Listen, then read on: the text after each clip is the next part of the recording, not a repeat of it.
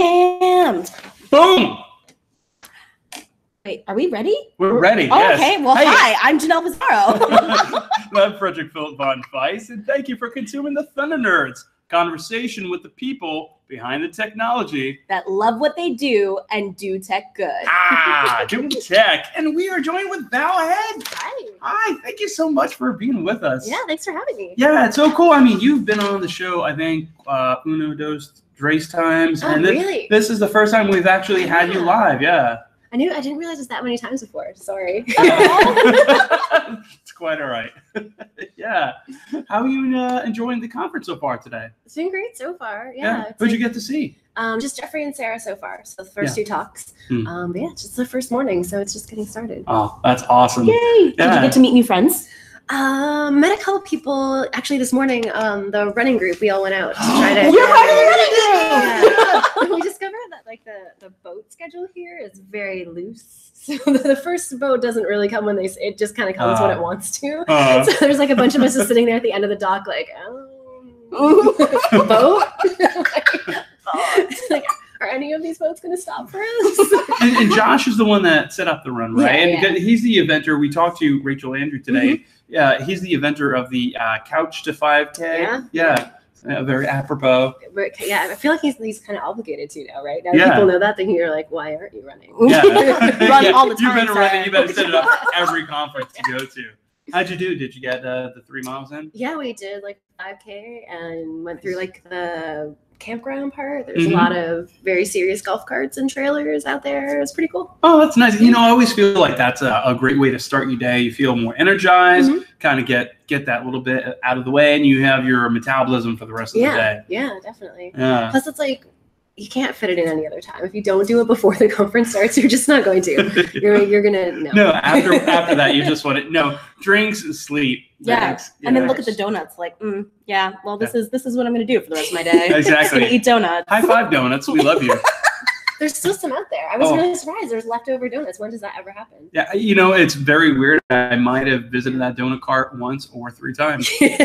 I'm not going to incriminate myself, but it might have happened. I almost brought one in here, but I was like, after the podcast. Good for you. A little reward, a little sugar. So are you still at the Adobes? I am, yeah.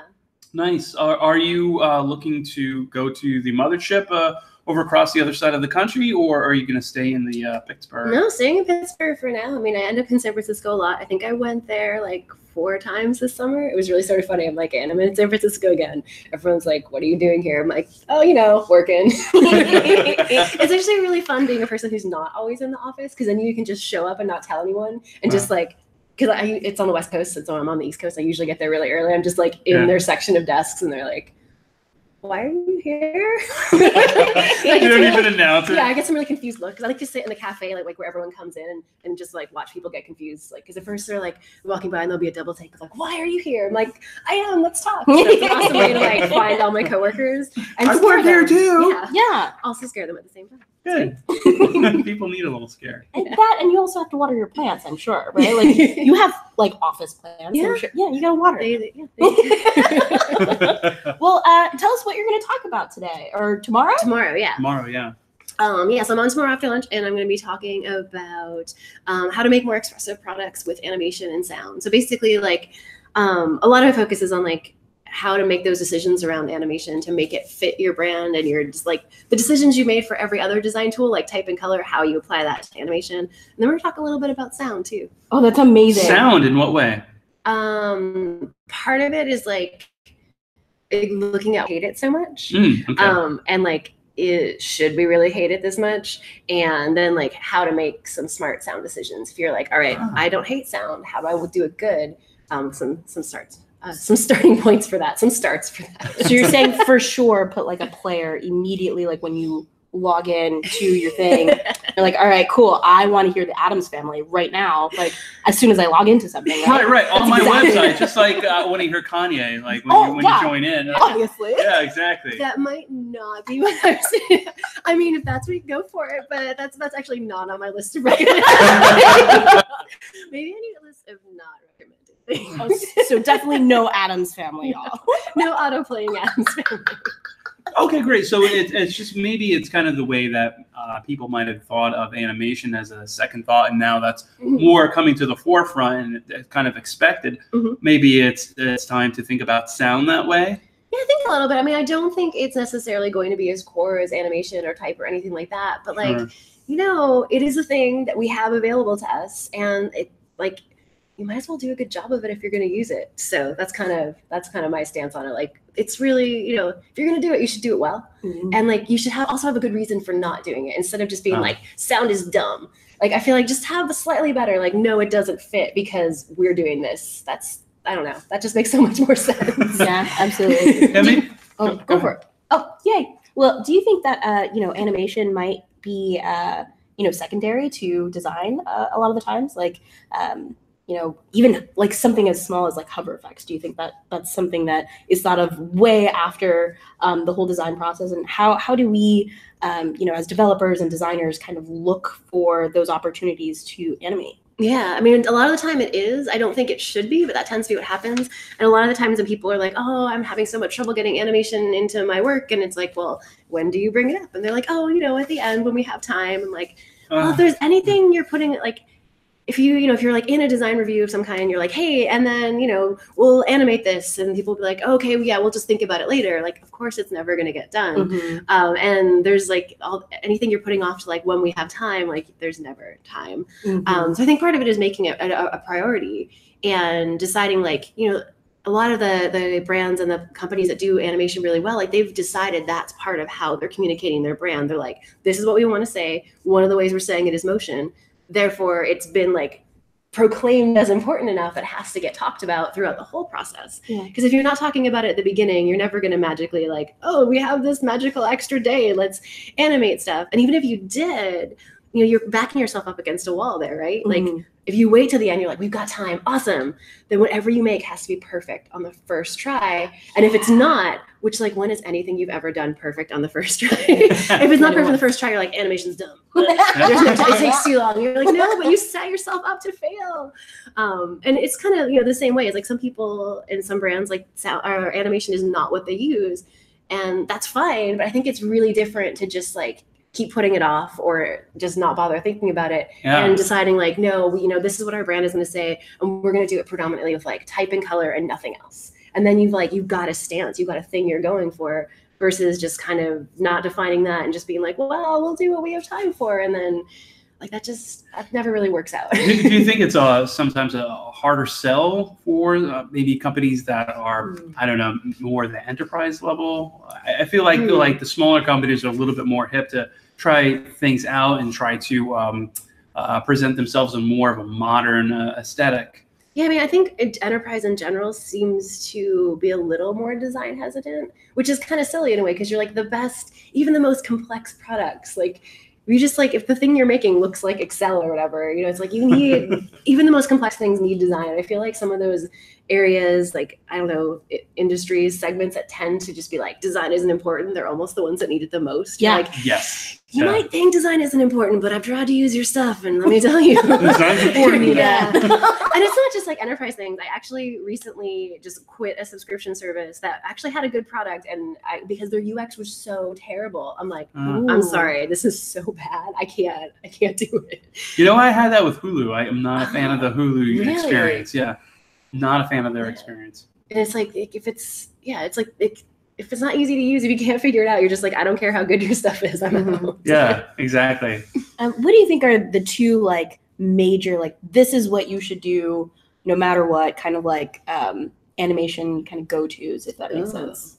I think the first thing to figure out is like if what you want to say with your brand and how you're going to say that with motion, which is like a lot of what I'm covering tomorrow of just like, you know, how are you going to make it match the rest of your brand? Like if your brand is all like sophisticated or even like Sarah was showing like a brand during her talk that was like very like pastel pinks and like kind of like cursive-y type and just like a lot of white space, very like chill. Like a brand like that, if you go and throw in a bunch of like bouncy animations that are all like, hey, here's stuff, like that's never going to work because like the you know the brand is saying one thing and the animation is saying something else. So get those to fit together. And then the second thing I think would be to find those purposeful places for animation, like you know, telling stories and having like beautiful animated illustrations are great, but like if you want to make it part of your product, like think about like where can we use like animation for feedback or help connect states or different views of things. Like how can we use it to help people through what they're getting done as opposed to trying to take them away from whatever it is they're doing. Yeah. Like I know both Jeffrey and Sarah, actually, I know they were the only two talks I've seen so far today, but like one thing they both mentioned was like focusing on what people are actually trying to do with your product. And like it sounds so simple, but there are so many products I use that I'm like, you did not know, you don't care what I'm trying to do here. Like you are clearly designing this not for me, and I'm giving you money. So that was that we want more money for you. Yeah. That's a group of people trying to get out that minimal viable product. Yeah, they're just like, oh, go, we'll see, we'll iterate along the way. We'll make it up as we go along. Yeah, and I think it's I don't know. I mean, it's a tough. Figuring out what people want to do and focusing on that is tough. I mean, there's a reason why this comes up so much. It's like one of those things, like it sounds so easy and it's not easy, but it's so important. Like if you can do that, there's so much success from it. Yeah. What kind of advice would you give to a company that is more like make it work as opposed to make, the user happy so that we can actually make monies?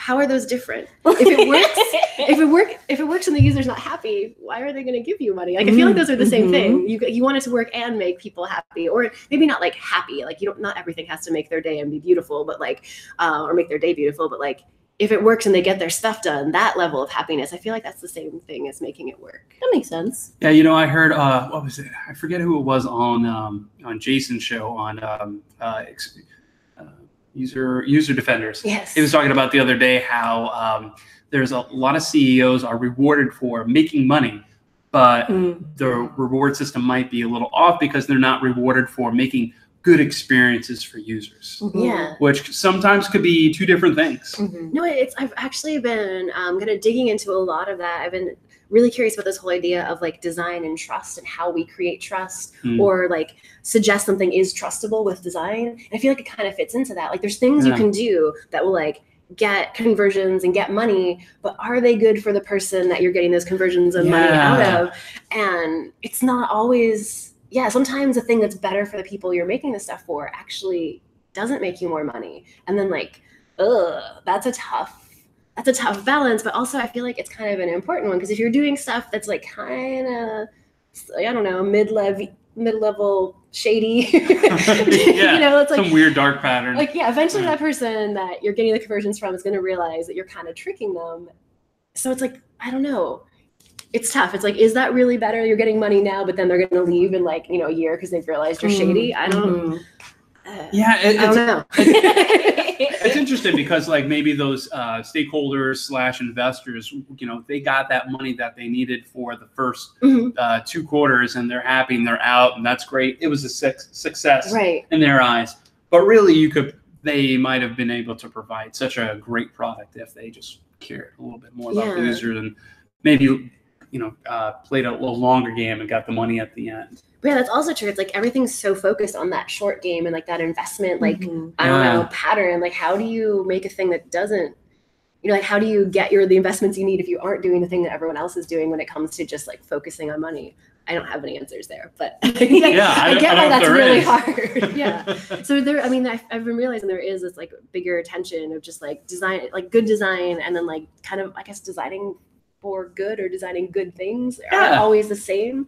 I'm like, that gives you some tough decisions or just tough questions to ask. Yeah, no, that's fair. Hey, so how did you actually get involved with An Event Apart? A few years ago, I don't entirely know, but I think this is what happened. They just grabbed you one day. Here, you speak here, lady.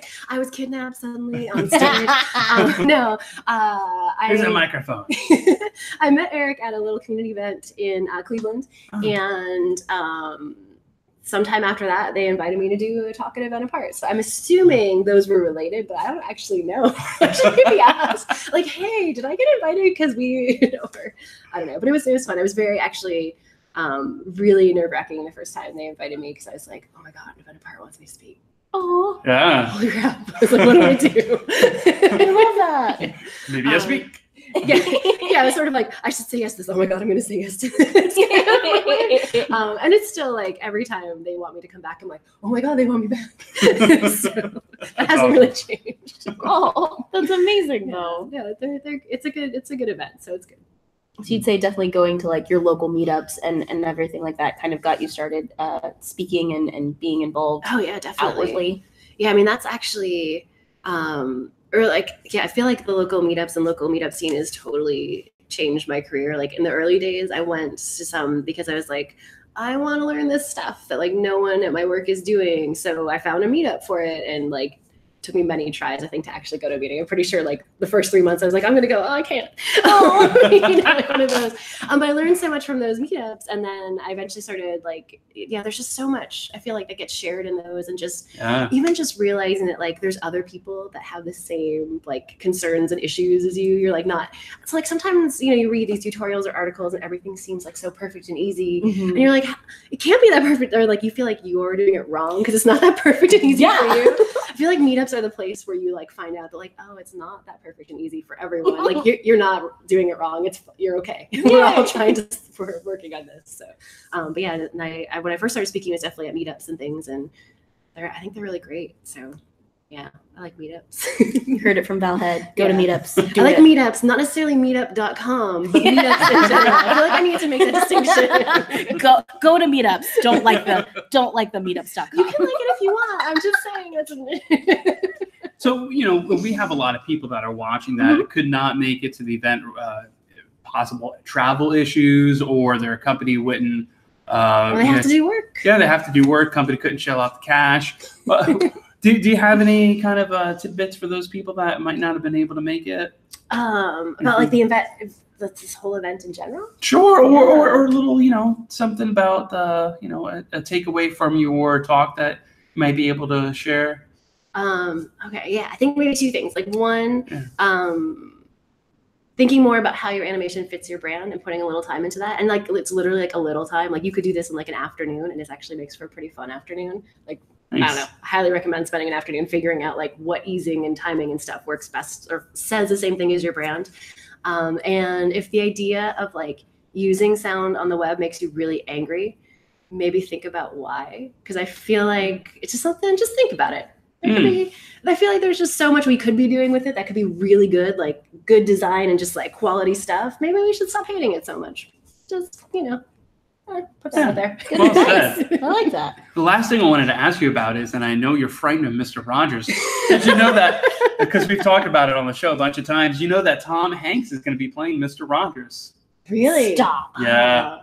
Oh, you got to see the pictures on IMDb. It's like, oh, that's Mr. Rogers. Wait, so there's a movie out right now that's like a documentary about Mr. Rogers, right? Right. And there's going to be like a reenactment of Mr. Rogers. Yeah, Tom Hanks. Oh, no. Yeah.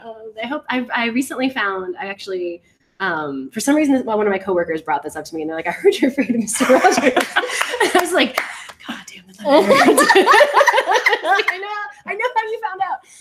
And he was like, well, why were you afraid of them? Like, their puppets were so creepy. And like, they're honestly still, as an adult, they're still creepy.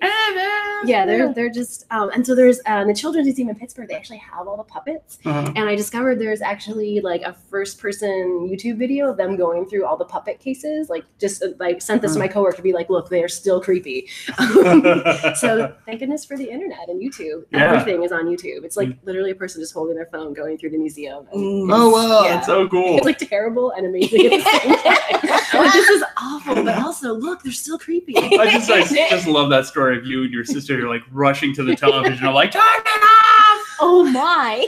I mean, like, you can't sit through those creepy puppets. We'd have to leave the room otherwise if we didn't turn it off. Still creepy. I'm not running to turn off the TV anymore, but they're still creepy. Which was the scariest? I think the King one, or was there a Queen King Friday? One? Yeah. And Queen something, but yeah. And there was also a really creepy cat. Oh yeah. Yeah. No, that one was creepy. Yes.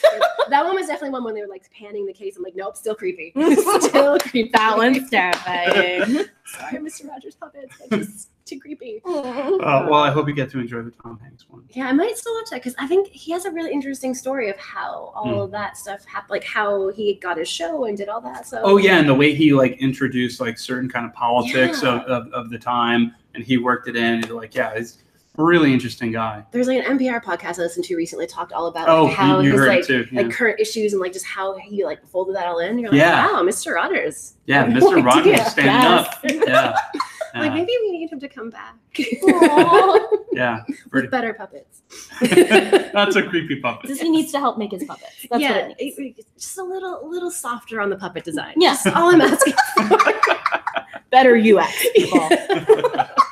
Well, thank you, Val, for being for on having and me. spending some time with us. Really appreciate it. And thanks, everybody. And stay tuned. We're going to have a lot more speakers coming up. Yeah. Yeah. Bye, everyone. Thanks, guys.